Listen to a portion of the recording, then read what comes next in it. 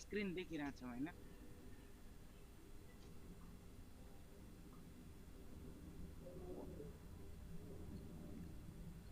यो हेरौँ त लिम्फेटिक सिस्टम जो लिम्फेटिक सिस्टमले हाम्रो सर्कुलेसनलाई एसिस्ट गर्छ हैन एसिस्ट गर्ने एउटा बडी फ्लुइड हो अनि यसले चाहिँ के गर्छ त डिफेन्डिङ भनेको बचाउने हाम्रो शरीरलाई डिजिज कजिङ एजेन्टहरूबाट बचाउने काम गर्छ लिम्फेटिक सिस्टमले लिम्फ नोडहरू कुनै ब्याक्टेरियल इन्फेक्सन भयो भने लिम्फ नोडहरू सुन्निन्छन् है त अब हेरौँ त फङ्सन अफ लिम्फेटिक सिस्टम यो हामीले हिजो पढिसक्यौँ हैन फङ्सन अफ लिम्फेटिक सिस्टम के हो त function return tissue fluid to blood हैन डिफेन्ड अगेन्स्ट डिजिज अनि त्यस्तै गरी lymphatic system consist of lymphatic सिस्टममा के पर्छन् त भन्दाखेरि लिम्फ पर्छ lymph vessels lymphatic organs and टिस्युमा चाहिँ स्प्लिन थाइमस ग्ल्यान्ड हैन डिफ्युज लिम्फेटिक टिस्यु जस्तै टन्सिल अनि त्यस्तै गरी लिम्फ नोड्स बोन म्यारो पनि पर्दो रहेछ लिम्फेटिक सिस्टम त्यसै गरी हामीले लिम्फको बारेमा पढ्यौँ हैन लिम्फ चाहिँ क्लियर वाटरी फ्लुइड हैन similar in composition to plasma जस्तै हुन्छ त्यस्तै गरी भेसल्स लिम्फ भेसल्स पढ्यौँ लिम्फ भेसल्समा लिम्फ क्यापिलरीहरू सानसाना हुन्छन् अनि लार्ज लिम्फ भेसल्स ठुल्ठुलो लिम्फ भेसलहरू पनि हुन्छ त्यस्तै गरी थोरेसिक डक्ट र राइट लिम्फेटिक डक्ट यिनीहरू चाहिँ लार्ज भेसल्स हो ठुल्ठुलो अब थोरेसिक डक्ट चाहिँ सबभन्दा ठुलो हुन्छ लार्जेस्ट हैन अनि राइट लिम्फेटिक डक्ट हुन्छ यिनीहरूले कहाँबाट ड्रेन गर्छ त भन्दाखेरि जस्तै थोरेसिक डक्टले चाहिँ यो बिगिन्स एट सिस्टर्ना काइली त्यहाँबाट बिगिन हुन्छ एब्डोमनबाट है सिस्टर्ना काइली चाहिँ एब्डोमनबाट गएको हुन्छ माथि हैन बिच गएको हुन्छ cisterna Kylie in abdomen and it is 40 centimeter long and open into left subclavian vein left subclavian भेनमा चाहिँ ओपन हुने रहेछ खुल्ने रहेछ अनि यसले के गर्छ भन्दाखेरि लिम्फ कहाँबाट ल्याउँछ त भन्दाखेरि बोथ लेग्स है दुईटै खुट्टाबाट पेल्भिस एन्ड एब्डोमिनल क्याभिटी अनि left half of thorax head neck and left arm अब राइट लिम्फेटिक डक्टले चाहिँ राइट साइडतिरबाट तर खुट्टाको नै खुट्टाको त उसले मात्रै दुईटै खुट्टाबाट यसले लिएर जान्छ जे बच्यो नि जे बच्यो त्यो चाहिँ राइट लिम्फेटिक डक्टले जस्तै यहाँ भनेको छ ओपन इन्टु राइट सबक्ल्याभियन भेन यो चाहिँ राइट सबक्ल्याभियन भेनमा ओपन हुन्छ अनि थोरेसिक डक्ट चाहिँ लेफ्ट सबक्ल्याभियन भेनमा ओपन हुन्छ यसले कहाँबाट ड्रेन गर्दो रहेछ लिम्फ भन्दाखेरि राइट हाफ अफ थोर्याक्स उहाँ लेफ्ट हाफ त माथि गइसक्यो हैन right half of thorax head neck and right half किनकि राइटतिरको हेडबाट है राइटतिरको नेक अनि राइट हाफ त्यस्तै गरी लिम्फेटिक अर्गान एन्ड टिस्युमा लिम्फ नोडहरू पढ्नु पर्यो हामीले हेरौँ त 8 देखि 10 वटा लिम्फ नोड मा चाहिँ ड्रेन हुँदै बिस्तारी भेनस सर्कुलेसनमा पुग्दो रहेछ यहाँ लेखा जी they are oval or bean shaped organ मैले हिजो उसमा पठाएको थिएँ हैन फिगर पठाएको थिएँ नि यसको बीन सेप्ड अर्गान हैन अनि that lie in group along the length of lymphatic vessel को लेन्थमा चाहिँ यिनीहरू ठाउँमा बसेका हुन्छन् द हेरौँ त the lymph drain through number of nodes हैन लिम्फ नोडहरू 8 देखि 10 वटा लिम्फ नोडहरूबाट ड्रेन भएर लास्टमा चाहिँ भिनस सर्कुलेसनमा पुग्दो रहेछ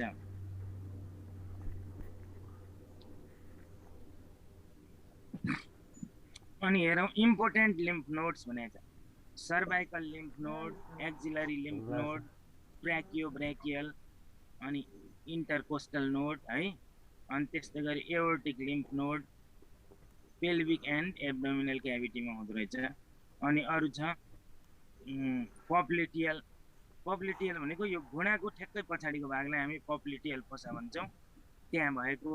एन्ड इङ्गुइनल, इङ्गुइनल भनेको यो ग्रोइनमा है त, लोअर एक्सट्रिमिटी त्यो भयो। अनि function of lymph node, filtration and phagocytosis, अनि proliferation and proliferation of lymphocytes. त्यस्तै गरी स्प्लिन है त। अब स्प्लिन चाहिँ एउटा फियो भन्ने हुन्छ, हामीले यो देखेको होला धेरै, एकदम ब्लडी हुन्छ, त्यो पुरै ब्लड भरिएको है त। It is the largest lymph organ, अनि formed by reticular and lymphatic tissue. It lies in left hypochondrium between fundus and stomach and diaphragm. Right हाइपोकोन्ड्रियममा बसेको हुँदो रहेछ हैन, नै सरी लेफ्ट हाइपोकोन्ड्रियममा। राइट हाइपोकोन्ड्रियममा चाहिँ के हुन्छ त, लिभर हुन्छ राइटतिर है। लेफ्ट हाइपोकोन्ड्रियाक फोसामा चाहिँ यो स्प्लिन बसेको हुँदो रहेछ।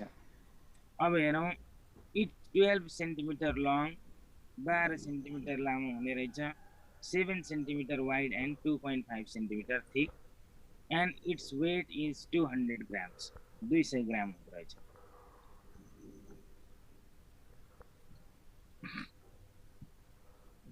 अब हेरौँ,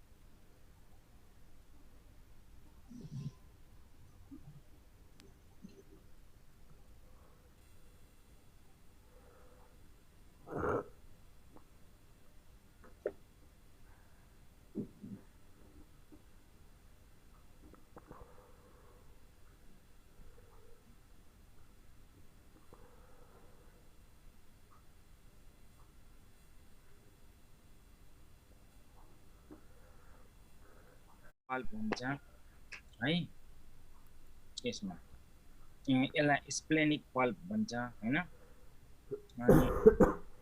त्यहाँबाट चाहिँ के त, त्यहाँबाट लिभिङ एन्ड एन्टरिङ भनेको छ, भित्र जानेर बाहिर आउने नली के अरे आर्ट्रीहरू हुन्छन्, splenic vein, lymph vessels, nerves हुँदो रहेछन्।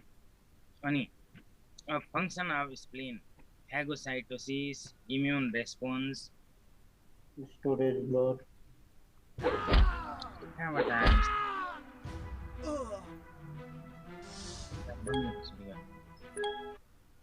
फिलिङ चलेगा। phagocytosis, immune response, storage of blood, filters old blood, erythropoiesis in fetal life. fetal life मा erythropoiesis पनि के अरे ब्लड बन्ने प्रक्रिया हुँदो रहेछ। erythropoiesis भनेको ब्लड बन्ने प्रक्रिया। अब त्यस्तै गरी थाइमस ग्ल्यान्ड, हामीले पहिला पढेका थियौँ थाइमस ग्ल्यान्ड हैन, 30 to 40 ग्राम हुन्छ यो। इट एट्रोफिज आफ्टर प्युबर्टी हैन, यसले थाइमोसिन हर्मोन प्रोडक्सन गर्छ भनेर हामीले पढेका थियौँ है। यसले चाहिँ टी लिम्फोसाइटहरूलाई म्याचुरेसन,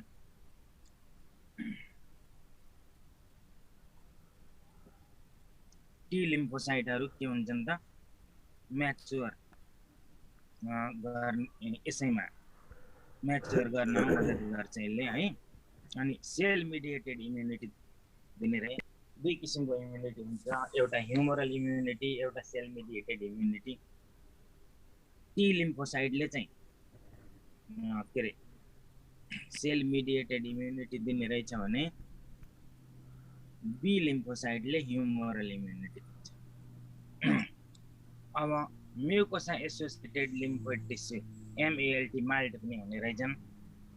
यिनीहरू चाहिँ कहाँ हुन्छन् त भन्दाखेरि टन्सिलमा पियर्स प्याचेजमा हुँदो रहेछन् जस्तै MALT is collection of lymphoid tissue it is found throughout the gastrointestinal tract अनि respiratory tract and genitourinary tract they are not enclosed within capsules and contained B and T lymphocytes.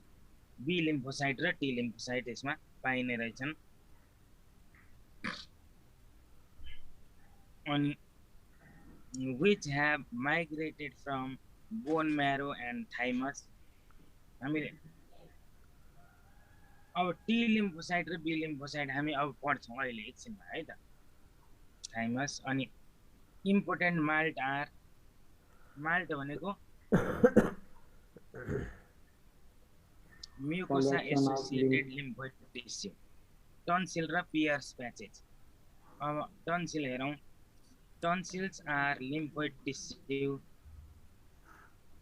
around pharynx and are responsible for local immunity at entry of यहाँ भने चाहिँ ओरोडाइजेस्टिभ ट्र्याक्ट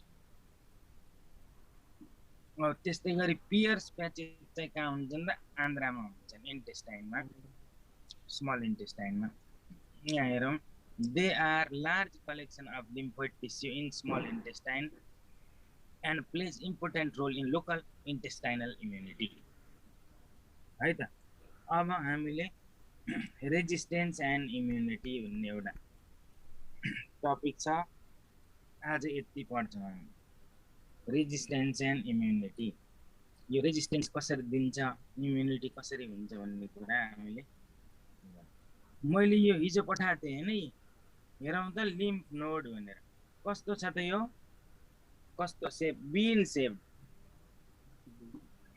been भनेको सिमी kidney जस्तै हो kidney जस्तै छ नि यो चाहिँ लिम्फ नोड हो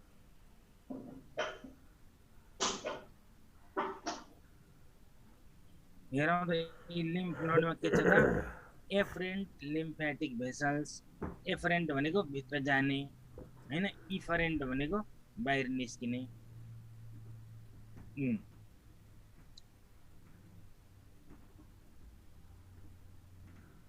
follicle medulla vein artery efferent lymphatic vessels है कर्टेक्स ल अनि त्यस्तै गरी यहाँ स्प्लिन पनि छ स्प्लिन पनि सेम छ हेरौँ त स्प्लिनमा यो भेसलहरु निस्किने यो रेड पल्प र व्हाइट पल्प हुन्छ यसमा भनेको छ एकैछिन यहाँ हेरौँ त के छ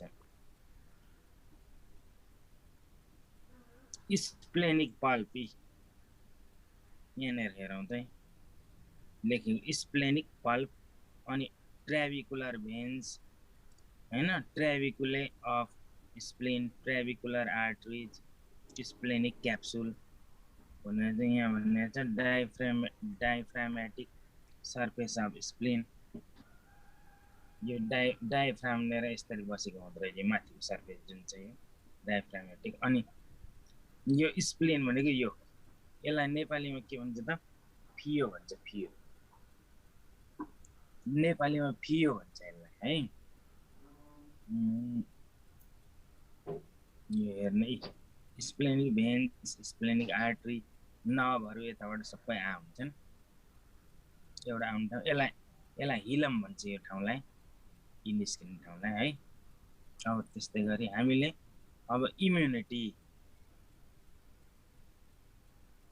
रेजिस्टेन्स भनेको के हो इम्युनिटी भनेको के हो ती कुराहरू हामीले थाहा पाउनुपर्छ रेजिस्टेन्स भनेको ability to remain unaffected is called resistance जस्तो रेजिस्टेन्स पावर कति छ त भन्ने कुरा हामी नाप्छ एबिलिटी रेजिस्टेन्स भनेको एउटा एबिलिटी हो जसमा चाहिँ उसलाई केही पनि फरक पर्दैन जस्तै दुईजना मान्छेलाई हामीले घाममा उभ्याइदियो भने एउटालाई ज्वरो आउँछ एउटालाई आउँदैन किनकि उसको रेजिस्टेन्स पावर एबिलिटी बढी छ ऊ चाहिँ उसलाई बिरामी पर्दैन बिरामी पर्यो भने त्यो चाहिँ त्यो उसँग चाहिँ रेजिस्टेन्स छैन त्यो ठीक छ हामीले रेजिस्टेन्स उसँग पनि पढ्या होला फिजिक्समा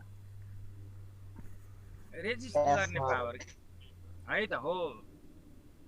अब त्यस्तै गरी इम्युनिटी भने के हो?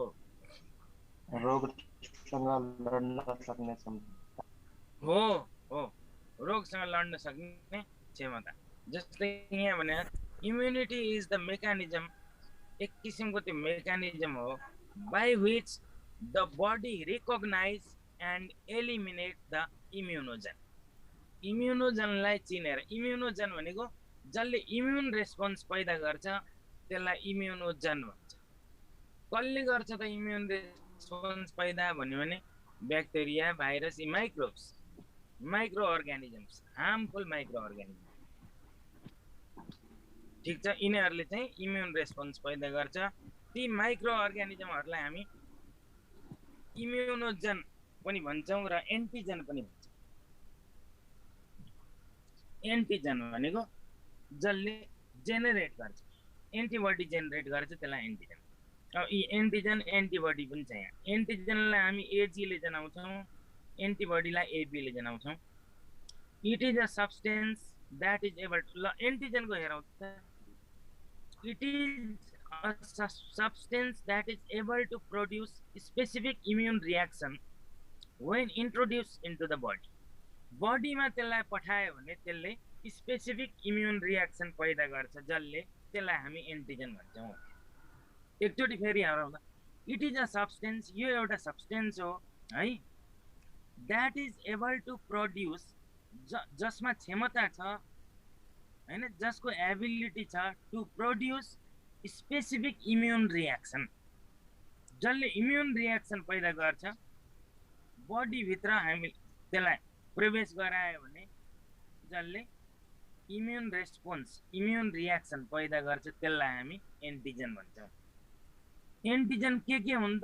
फर इक्जाम्पल एन्टिजन के रहेछन् त? भ्याक्सिन पनि एन्टिजन हुन् है, माइक्रोब्स भनेको माइक्रो अर्गानिजम्स, अनि टक्सिनहरू पनि एन्टिजन रहेछन्। फरेन लिभिङ टिस्यु,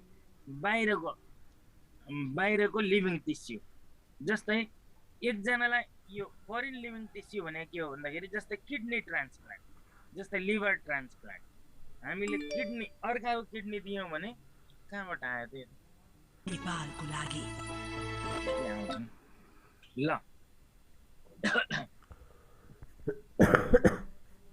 जस्तै फरेन माइक्रोब्स भने थाहा भयो, ब्याक्टेरिया, भाइरस, फङ्गस, ठिक छ, प्यारासाइट्स, माइक्रो अर्गानिजम, ठिक छ।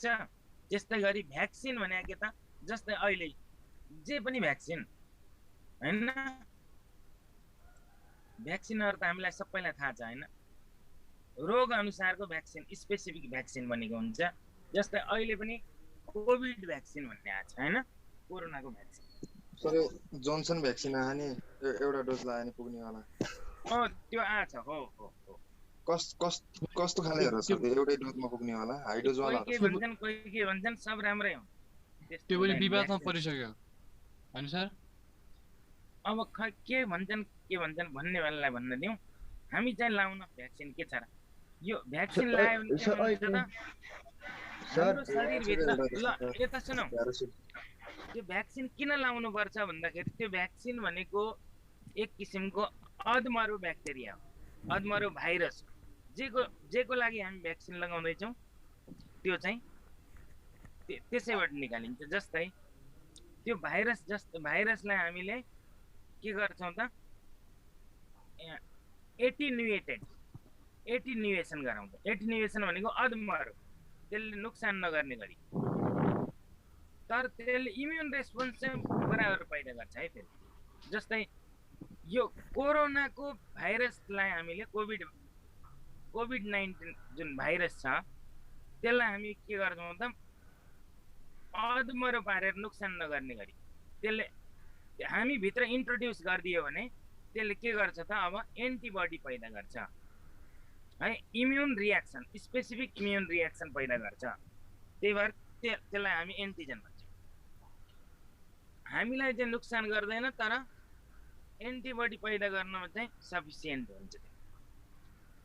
अनि के हुन्छ त? एन्टिबडी, ती एन्टिबडी जुन पैदा गरेको छ कोभिडको विरुद्धमा, हाम्रो शरीरले आफै पैदा गर्ने हो है एन्टिबडी चाहिँ, ठिक छ।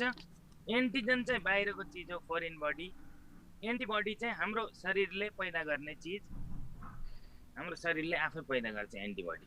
एन्टिबडी के हुँदा भन्दाखेरि आइजीई, आइजीडी, आइजीए, इम्युनोग्लोबुलिन्स भन्छ। एन्टिबडीलाई हामी इम्युनोग्लोबुलिन्स पनि भन्छौँ, आइजी भनेर जनाउँछौँ। अब त्यस्तै गरी एन्टिजनमा भ्याक्सिन भयो, टक्सिन्स भयो, फरेन लिभिङ टिस्यु भनेको जस्तै किडनी ट्रान्सप्लान्ट गर्यौँ भनेपछि त्यो किडनी पनि उसले सबै चिज मिले पनि कम्प्याटिबिलिटी टेस्ट गर्छौँ हामी है। ब्लड ग्रुप त सेम हुनु पर्यो किडनी दिनलाई, जसको पायो त्यसको किडनी लिन पाइँदैन है त। ब्लड ग्रुप सेम हुनु पर्यो, कम्प्याटिबिलिटी क्रस म्याच हुनु पर्यो, सबै चिज मिलेपछि अनि हामीले किडनी ट्रान्सप्लान्ट गर्छौँ। सेम ग्रुप भएको किडनी दिन्छ, दिइसकेपछि त्यही पनि उसले मान्दैन, त्यही पनि हाम्रो बडीले यो मेरो किडनी होइन, यो बाहिरबाट आएको भनेर त्यसलाई एन्टिजन जस्तो मान्छ। त्यही भएर हामीले फरेन लिभिङ टिस्यु भने त्यो एन्टिजन जस्तो मान्छ। अनि त्यो किडनीलाई मार्न थाल्यो, अनि त्यो पहिलाको किडनी त खराब भइसक्यो, अर्को किडनी दिँदैछौँ, त्यसैलाई पनि हाम्रो बडीले मार्न थाल्यो भने के होला त, त्यो किडनी पनि बिग्रिएला। त्यही भएर हामी के गर्छौँ, इम्युनो सप्रेसेन्ट ड्रगहरू, औषधि, इम्युन रेस्पोन्सलाई कम गर्ने, त्यसलाई सप्रेस गर्ने औषधिहरू चलाउँछौँ। किनकि त्यो किडनी पनि हाम्रो के अरे एन्टिबडीले, हाम्रो शरीरले चाहिँ त्यो किडनीलाई मेरो किडनी होइन यो बाहिरबाट आएको भनेर फरेन बडी मान्छ, एन्टिजन मान्छ, ठिक छ। ल अब एन्टिबडी फेरि रिपिट गर्दिन्छु। हजुर पछि एक्सेप्ट गर्छ कि अन्त फेरि पनि औषध दिनै पर्छ जहिले पनि? न एक्सेप्ट त गर्दैन, तर इम्युन रेस्पोन्सलाई हामीले कम गर्ने औषधि खानुपर्छ।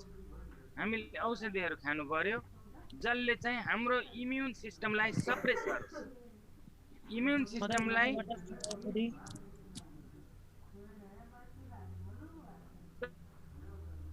दबाएर राख्नु भयो, खाइराख्नु पर्ने हुन्छ। अनि अब त्यस्तो बेलामा के हुन्छ त, रोग छिटो लाग्ने प्रब्लम हुन्छ, के गर्ने त अब, नत्र किडनी नभए पनि मान्छे बाँच्थेन, त्यही पनि बचाए, त्यही पनि बचाउनु त पर्यो केही दिन भयो नि होइन। त्यही भएर इम्युनो सप्रेसेन्ट ड्रगहरू दिन्छौँ। इम्युनो सप्रेसेन्ट ड्रग दियो भने के हुन्छ त, अरू ब्याक्टेरियाहरूले अनि चान्स पाउँछन्, अरू भाइरसले बाहिरबाट उसलाई इन्फेक्सन हुने चान्स बढी हुन्छ, किनकि हामीले त इम्युन रेस्पोन्सलाई त सप्रेस गरिदिएका छौँ है त। ती कुराहरू पछिका हुन्, ल ठिक छ। अब यहाँ एन्टिजन भने बुझियो, यति चाहिँ बुझौँ है। एन्टिजन भनेको माइक्रो अर्गानिजम्स, बाहिरको चिज है, फोरेन बडी। अब त्यस्तै गरी एन्टिबडी भनेको हाम्रो शरीरले एन्टिजनको विरुद्धमा जुन रेस्पोन्स दिन्छ त्यो चाहिँ एन्टिबडी हो। जस्तै हेरौँ त, it is a substance produced by the body, बुझियो नि, बडीले प्रोडक्सन गर्ने, हाम्रो बडीले प्रोडक्सन गर्नेलाई एन्टिबडी भन्छ है। It is a substance produced by the body in response to stimulation by an antigen. जुन एन्टिजनको स्टिमुलेसनमा चाहिँ बडीले जुन रेस्पोन्स हाम्रो पैदा गर्छ, जुन सब्सटेन्स है, त्यो चाहिँ एन्टिबडी हो। यहाँ भनेको छ antibodies react specifically with an antigen. एन्टिबडीले स्पेसिफिक एन्टिजनलाई मात्रै, त्योसँग मात्रै रियाक्ट गर्छ। जस्तै मानौ एउटा एन्टिबडी के को विरुद्धमा बन्यो त, जस्तै कोभिडको विरुद्धमा हामीले कोभिडको भ्याक्सिन लगायौँ भने त्यसले अरू ट्युबरकुलोसिस होइन, इन्फ्लुएन्जा, अरू चिजको भाइरसलाई, ब्याक्टेरियालाई मार्दैन, त्यसले त्यही कोभिडकै भाइरस आयो भने मात्रै त्यसलाई मात्रै मार्छ, त्यसलाई मात्रै चिन्छ, बुझियो नि। जस्तै एउटा ताला छ, त्यो ताला एउटा स्पेसिफिक चाबीले मात्रै खुल्छ, त्यो त्यस्तै हो, बुझियो? तर हो भ्याक्सिन सेम, कतिसम्म काम गर्छ? किनकि अर्को चाबीले त्यसलाई खोल्न थाल्यो भने त्यो ताला खुल्दैन। सेम त्यस्तै एन्टिजन र एन्टिबडीको पनि स्पेसिफिक है, जेको लागि त्यो एन्टिबडी जेलाई मार्नलाई भने अरूलाई चिन्दैन। अरू ब्याक्टेरिया भाइरसहरू आछन्, यो त्यसलाई चिन्दैन, उसलाई मात्रै चिन्छ कि, बुझियो नि। त्यही भएर त हामी यति एउटा खोप लगायौँ त सबैलाई पुग्नु पर्ने नि त। हामीले के खोपहरू पायो, दाजुराको खोप होइन, ट्युबरकुलोसिस, ओहो होइन, पिसिजी, हेपाटाइटिस सबैको लगाउनु पर्ने हुन्छ होइन, रुबेला, ओहो कति हुन् खोप पनि भयो, इन्फ्लुएन्जा, पोलियो होइन, आजकल कोभिड आइसक्यो। अनि एउटा चिजको चाहिँ बनेको छैन है अहिलेसम्म, एचआइभी एड्सको चाहिँ अहिलेसम्म भ्याक्सिन बनेको छैन, त्यही भएर त्यो खतरनाक हो। अब हेरौँ, immunity depends on coordinated activity of T and B lymphocytes. अब टी लिम्फोसाइटहरू के हुन्छ त, थाइमस ग्ल्यान्डमा चाहिँ म्याच्योर हुन्छन्। यहाँ भने टी लिम्फोसाइट्स, यसलाई टी सेल्स पनि भन्छ। T lymphocytes mature in the thymus gland. T cells are responsible for cell mediated immunity. T cells defense against abnormal cells and intracellular pathogens. ल यसले सेल मिडिएटेड इम्युनिटी दिने रहेछ। अब T cells चाहिँ कस्तो कस्तो, अब टी सेल्स को प्रकार, helper T cells, cytotoxic T cells, memory T cells, suppressor T cells.